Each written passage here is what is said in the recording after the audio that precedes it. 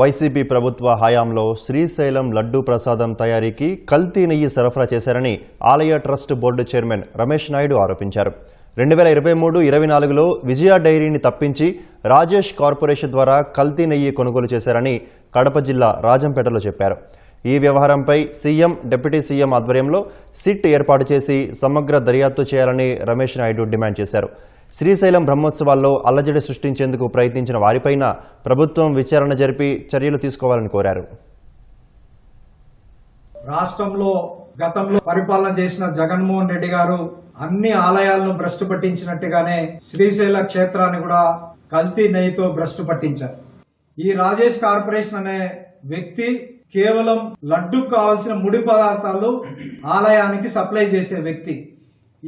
ఈ వ్యక్తిని బలవంతంగా ఒప్పించి అప్పటి వరకు డైరీలే నెయ్యి సప్లై చేయాలి అనే నిబంధనను కూడా మార్చి ట్రేడర్స్ కూడా సప్లై చేయొచ్చు అని ఆనాడు కమిషనర్ గా ఉన్నటువంటి హరి జవహర్ లాల్ సంతకం పెట్టినటువంటి కాపీ ఇది. ఇప్పుడు ఇదే వ్యక్తి ఈ ప్రభుత్వంలో కూడా ఇంకొక కీలకమైన బాధ్యతలో ఉంటున్నాడు.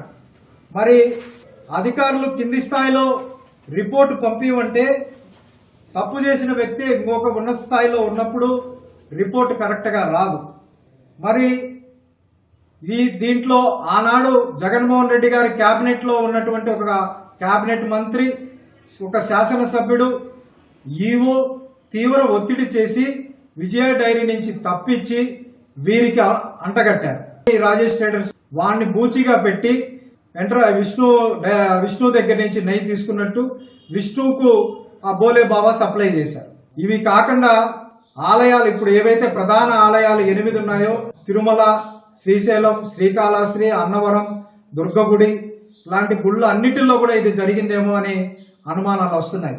నేను ఈ సందర్భంగా డిమాండ్ చేస్తుంది ఏంటంటే, శ్రీశైలంలో మే 2023 నుంచి మార్చి 2024 వరకు జరిగిన కల్తీ నెయ్యి పైన ఒక సిట్ లాంటి బృందాన్ని వేసి పూర్తి స్థాయిలో విచారణ చేసి దీనికి బాధ్యులైన వారందరిపైన చర్యలు తీసుకోవాలని నేను డిమాండ్ చేస్తున్నా.